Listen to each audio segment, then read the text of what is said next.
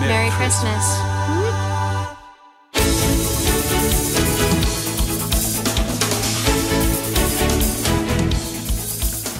국민의힘 비대위가 연내 공식 출범을 앞두고 있습니다. 민주당은 대통령에게 과감하게 할 말을 하라고 요구했습니다. 더불어민주당 안민석 의원과 자세한 얘기 전화로 나눠보겠습니다. 안녕하십니까 의원님? 네, 안민석 의원입니다. 네, 다음 주 화요일에 국민의힘 전국위 의결을 통해서 한동훈 전 장관이 비대위원장으로 당무를 시작할 예정인데요. 안 의원님께서는 대정부 질문이나 아니면 국회에서 한 전 장관하고 많이 접해 보셨잖아요. 비대위원장으로서의 한 전 장관의 등판 총평을 먼저 좀 들어보고 싶습니다. 윤석열 대통령다운 선택이었다. 윤석열 대통령다운 선택이요? 네.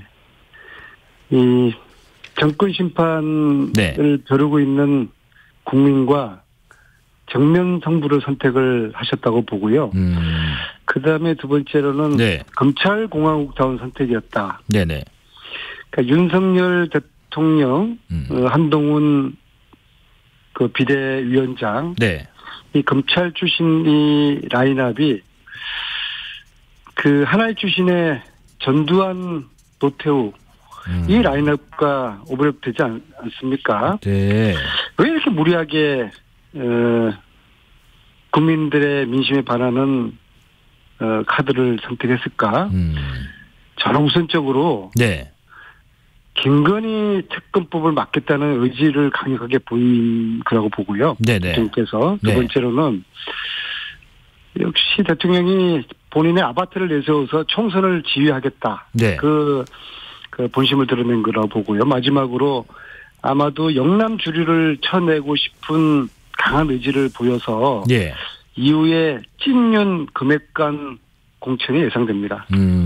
아까 그 말씀 중에서 국민과 대결하는 선택을 했다 하셨는데 어떤 면에서 국민과 대결하는 선택인 건가요?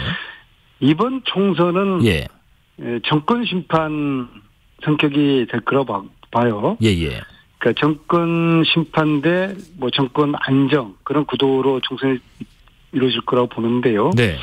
그러나 이제 중도를 포함한 이제 다수의 제가 볼 때는 한 60% 내외의 국민들은 이미 정권 심판을 벼르고 있어요. 그렇다 그러면은 이것을 좀 민심을 잘 아우를 수 있는 그런 비대위원장으로 갔어야지 하지 않나.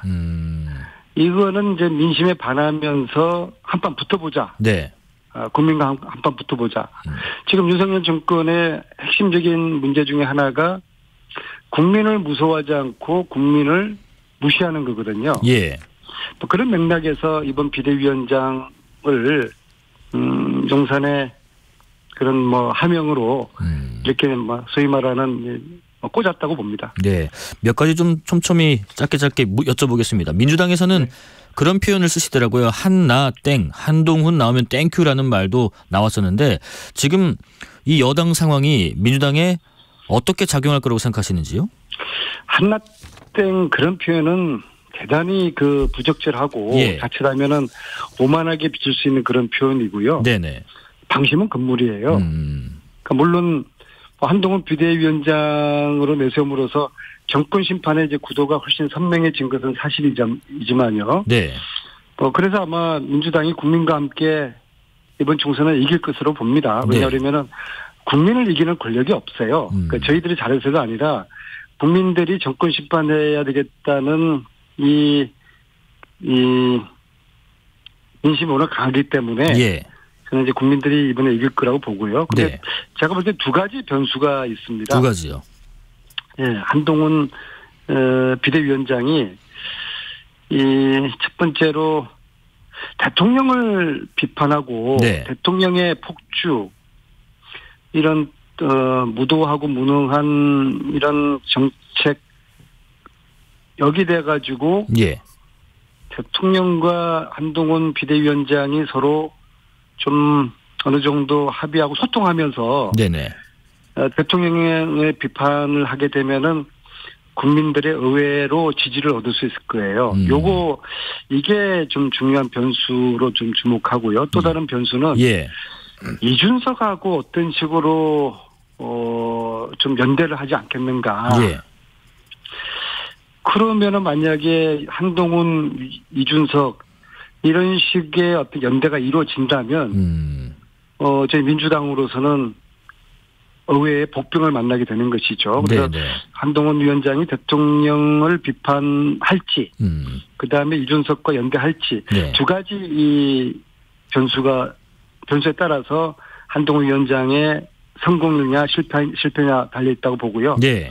속단하기 어렵지만 이 두 가지 변수를 지켜볼 필요가 있다고 봅니다. 예, 그 분석하시면서 방심은 금물이다 말씀하셨는 것처럼 같은 당의 그 정성 의원께서도 한나땡을 말하는 건 비슷하게 1차원적인 얘기다. 지금 한동훈 전 장관이 어떤 강력한 실행력 이런 걸로 변화시킬 수 있다. 대통령과는 다르다. 만만한 상대 아니다. 이렇게 축혀 세우게 되는데 일부 동의하시는지요? 한동훈 위원장은 어떤 대중의 어떤 환심을 사는 네. 그러한 뭐랄까 정치적 제스처 그런 거에 상당히 명하신 분인 것 같아요. 네네. 그래서 실제로 뭐 한동훈 위원장과 대통령은 완전히 한 몸이지만 아바타지 않습니까? 예. 그러나 그렇지 않은 것으로 국민들에게 슈링업을 하게 된다면. 지금 대통령으로부터 떠난 민심이 국힘으로 돌아올 수도 있겠죠. 네네. 그래서 제가 볼 때는 대한민국 지금 현 정치인 중에서 그러한 가장 쇼맨십에 능한 그런 정치인이라고 저는 보거든요. 네. 보십시오. 법무부 장관 시절에도 장관께서 랑색을 딱 메고 오다가 딱 집어 던지는 그런 쇼맨십 할 수 있는 국회의원 거의 없거든요. 그러한 게 있어요. 그래서 좀 저희들도 경계를 늦추지 않아야 된다고 봅니다. 네네. 일반 국회의원분들보다 오히려 더 쇼맨십이 있었다 뭐 이런 말씀이신 것 같은데 근데 있잖아요. 이런 얘기도 있습니다. 그래도 국민의힘에서는 어떤 이런 변화의 모습을 보여주려고 애쓰는데 민주당은 뭐 하고 있는가 이런 지적도 일부 있는 것 같은데 어떻게 받아들이고 계세요? 그 말씀에는 전적으로 공감을 하고요. 예. 정권의 반사 이익에 기대는 그는 한계가 있다고 봅니다. 지금 워낙 현 정권이 무도하고 무능해서 네네. 인기가 없잖아요. 그러면은 민주당은 정상적이라면은 한 50% 정도의 지지는 얻어야 되는데 국힘과 민주당 지지율이 좀 거의 비슷하지 않습니까? 예. 여기에 대해서 민주당이 깊은 자성을 해야 되고요. 단지 이제 앞으로 남은 게 이제 민주당의 시간표에 따라서 시스템 공천이 이루어지고 특히 이제 1월, 2월은 민주당 혁신의 시간이 될 것이거든요. 네. 네, 그렇게 하면은 지금은 국힘이 싫어서 정권이 싫어서 민주당이 어느 정도 기대하는 이 민심이 앞으로 1, 2월 혁신의 시간을 저희들이 잘 보내게 되면은 네. 민주당 잘하구나. 민주당이 좋아서 저희들을 지지하는 그러한 시간을 기대를 하고요. 네. 어쨌거나 저희들도 혁신을 반드시 해야 되고 국힘도 혁신을 해야 되고요. 그래서 선의의 혁신 경쟁을 통해서 과연 어느 쪽이 민심을 더 많이 얻는가. 예. 거기 따라서 총선의 승패가 좌우될 거라고 봅니다. 그리고 지금 26일부터 한동훈 비대위원장 비상대책위 체제가 이제 가동되면은 28일에 본회의에서 김건희 여사 특검법을 통과시키겠다는 게 민주당의 변함없는 계획이잖아요. 근데 한동훈 비대위 어떻게 보면 첫 시험대가 여기서 드러날 걸로 보이기도 합니다. 한동훈 전 장관이 특검법에 대해서 앞서 그렇게 얘기했죠. 선전선동하기 좋게 만들어진 악법이다. 일부 조항은 독소 조항이다. 이런 비판도 했는데 여기에 대해서 입장을 듣고 있습니다. 김건희 특검법을 예. 하고 싶지 않으니까 이런저런 이유를 대는 거죠. 예. 수사 상황을 생중계하는 게 네. 이게 독소 조항입니까? 이것은 국민들의 알 권리에 의해서 주루킹 특검 때도 최순실 특검 때도 피해 사실 위에의 수사 과정에 대해서는 언론 브리핑을 실시하도록 돼 있어요. 그렇게 해왔던 거고요. 네네. 그다음에 정의당 추천하는 게 문제가 있다고 그러시는데 그렇게 돼 있어요. 대통령이 소속된 교섭단체를 제외한 교섭단체와 원내 정당이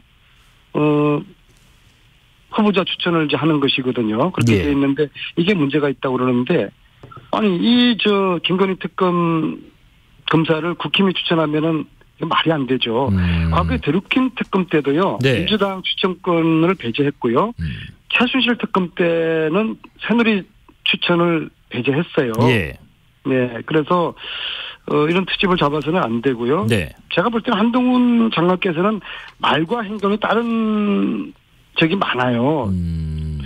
계속적으로 법 앞에 만인이 평등하다고 말씀하시잖아요. 그런데 왜 김건희 여사는 봐주고 왜 김건희 여사 명품백에 대해서는 모른다 하시고 왜 자신의 비밀번호는 수사할 때 공개하지 않는 것입니까? 이러지 않았으면 좋겠어요. 본인이 말씀하신 것처럼 김건희 여사도 법 앞에 평등해야죠. 만인은 법 앞에 평등해야 되는 거 아니겠습니까? 이런 지적도 또 했습니다. 이 내용도 내용인데 시점도 문제다. 왜 총선 후에 수정특검법이 발의되면 수용할 가능성 이런 것도 시사하기도 했는데 특검법 처리 시점에 대해서는 민주당에서 어떤 입장이세요? 28일 반드시 처리해야 되고요. 국힘에서 제기하는 총선 이후에 하자. 이거 하지 않겠다는 것이죠. 자, 특검법이 지난 3월에 발의가 됐어요. 국힘이 반대했어요. 그래서 처리하지 못하고 그 패스트 트랙을 지정해가지고 240일 기간으로 지금 미뤄진 거 아니겠습니까?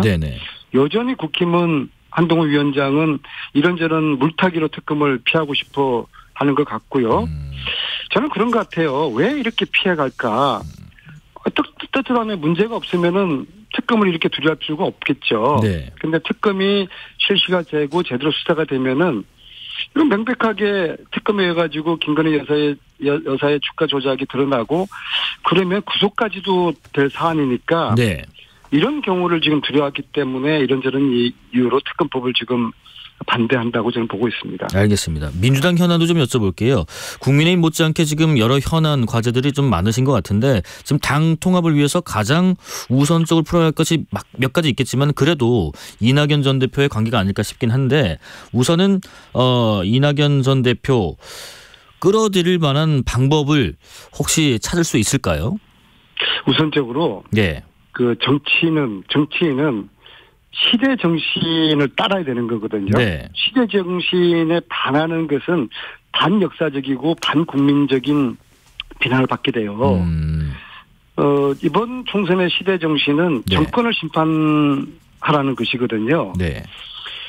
그래서 이낙연 전 대표님의 신당 추진은 시대 정신에 맞지 않고 정치 도의에도 저는 어긋난다고 봅니다. 그리고 저는 창당을 하시더라도 지지를 얻지 못한다고 봐요. 근데 단 한 가지 좀 우려되는 것은 행여라도 NY 신당이 이준석 신당과 연대를 할 경우에 그럼 이제 이야기가 틀려지는 것이죠. 그렇기 때문에 이 신당을 멈추시는 것이 또 당의 어른이지 않습니까? 그게 맞다고 보고요.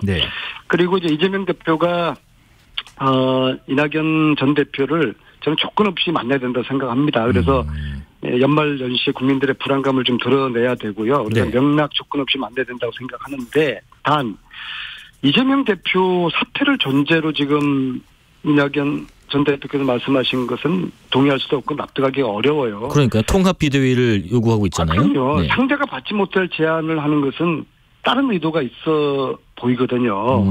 그래서 제가 좀 이런 한 가지 제안을 하고 싶어요. 28일이 그 서울의 봄 1000만 관객을 기록하는 그 날이 될 거거든요. 그래서 그 이재명 대표께서 28일 날 이낙연 전 대표님께 서울의 봄 영화를 같이 보자고 그렇게 한번 정중히 초대를 해봤으면 좋겠어요. 영화 티켓으로요? 두 분이 나란히 앉아서 서울의 봄을 보시면서 1000만 관객 돌파 기념을 함께 축하하시면서 거기 아마 배우들도 같이 올 것 같아요. 그날은. 그래서 서울의 봄을 보시면서 국민과 함께 내년 4월에 대한민국의 봄을 만들어 보겠다. 그런 약속을 하시면은 아주 국민들에게 연말연시 좋은 선물을 주실 것 같아요. 그래서 이것을 이재명 대표께서 제안을 해보시면 좋겠고요. 네. 문화의 힘이 대단한 것이거든요. 네. 문화를 얻는 자가 세상을 얻는 거예요. 알겠습니다. 그래서 오늘 인터뷰를 통해서 저도 이제 또 이미 또 말씀을 드렸는데 네. 이걸 저는 한번 이재명 대표가 꼭 좀 제안을 하셨으면 좋겠습니다. 아, 이 아이디어를 말씀드렸다고요? 네, 그럼요. 아, 네네. 혹시 무슨 반응이 있으시던가요? 아직은 없습니다. 아, 네. 아까 그 말씀 중에요. 조건 없이 만나야 한다는 말씀하셨는데 그런데 지금 이낙연 전 대표는 그 아까 말씀드린 통합 비대위를 요구를 하면서 이재명 대표의 사퇴를 전제로 하고 있고 그러면서 이런저런 요구들을 보면은 공동선대위원장도 싫다. 지도부를 바꾼다면 탈당이냐 신당을 중단할 거냐는 질문엔 대화할 용의가 있다라는 원론적 답변하면서 시한을 연말로 뒀습니다. 혹시 그러면 이낙연 전 대표가 진짜 원하는 바가 따로 있다고 보시나요?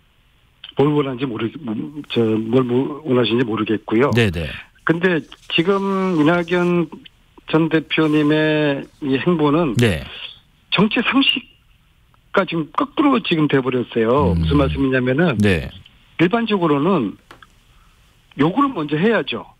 뭐 이재명 대표 사퇴라든지 지도부 총사퇴라든지 요구를 먼저 하시고 그 다음에 그 요구가 받아들이지 않으면은 그러면 나 신당 창당하겠다 그렇게 돼야 되는데 네. 지금은 신당 창당을 급발진해버렸어요. 그 다음에 이재명 대표 사퇴를 요구하는 것이 네. 이게 정치 상식에 맞지 않는 것이고요. 어쨌거나 지금이 수싸움 할 때입니까? 네네. 단결해서 전 대표와 현 대표가 단결해서 손잡고 검찰 정권과 맞서야 될 때고요. 이런 식으로 전 대표의 그런 리스크를 당과 국민들이 안겨주는 것은 네. 그냥 대단히 좀 유감스럽네요. 그러니까 깜빡이를 켜고 들어왔으면 참 좋았을 텐데 급발진을 했다라는 말씀이신 것 같고요. 이재명 대표께서 내년 신년 인사회에서 윤석열 대통령을 만난다고 합니다. 그동안 뭐 대통령과 회동 문제 놓고 여러 가지 신경전도 있었는데 이번 만남에서 의미 있는 대화가 오갈지도 관심입니다. 어떻게 생각하세요? 저는 뭐 별로 그런 기대는 하지 않고요. 네네. 저는 이제 한동안은 계속 그 이재명 대표가 대통령 만나야 된다고 이렇게 이야기를 했었는데요. 네. 제가 볼 땐 더 이상 뭐 이재명 대표가 대통령에게 회동 제안하는 것은 무의미하다고 보고요. 네. 화답이 없잖아요. 어떤 식으로든지 좀 형식과 격을 갖춰서 만날 수 있는 몇 가지 그림은 있거든요. 예. 근데 뭐 이런 식으로 여러 사람들과 함께 n분의 1로 만나는 이런 식의 여기서 무슨 대화가 있겠습니까? 의미가 없다고 보고요. 네. 저는 대통령께서 정말 국민들에게 내년 4월 총선에서 정말 매서운 맛을 보셔야지 네. 정신을 차리시고 좀 더 겸손하고 국민을 두려워하고 그러실 거라고 봅니다. 정말 국민을 이렇게 무시할 수가 없어요. 야당 대표를 이렇게 인정하지 않는 것은 역대 정권, 전두환 정권도 이러지는 않았거든요. 네네. 국민을 무서워하고 두려워했으면 좋겠습니다. 예, 마지막으로 그래도 오늘 날씨도 많이 추운데 좀 따뜻한 질문으로 마무리할까 합니다. 연말에 뭐 정치권 뭐 숙제였던 그 예산안도 통과됐고요. 또 총선 지금 이제 앞으로 진행이 될 텐데 그런 부분들 말고 혹시 다른 바람이 있으시다면 뭐 청취자분들께 한 말씀 해주시죠. 바람보다요. 예. 오늘 제가 굉장히 추웠지 않습니까? 네. 오늘 제가 낮에 제 지역이 지역구가 경기도 오산인데요. 그렇죠. 어디 학원을 제가 방문을 했는데 네. 원장님하고 이야기 나눠보니까 반토막이 났다는 거예요. 뭐 어떤 게요? 수강생들. 학생 수가. 네네네. 그리고 최근에 지역 돌면서 상가를 돌아봐도 거의 다 손님이 반토막이라는 거예요. 네네. 지금 서민 경제가 굉장히 어렵기 때문에 새해에는 우리 정치인들이 각성하고 총선도 잘 치르고 대통령께서도 좀 더 민심을 잘 보듬으셔서 서민 경제가 살아나기를 바라는 그 간절한 기대를 합니다. 네, 그런 부분도 잘 좀 살펴주시기 바라겠습니다. 더불어민주당 안민석 의원과 말씀 나눠봤습니다. 고맙습니다. 네, 메리 크리스마스입니다. 네, 감사합니다. 자, 재난 관련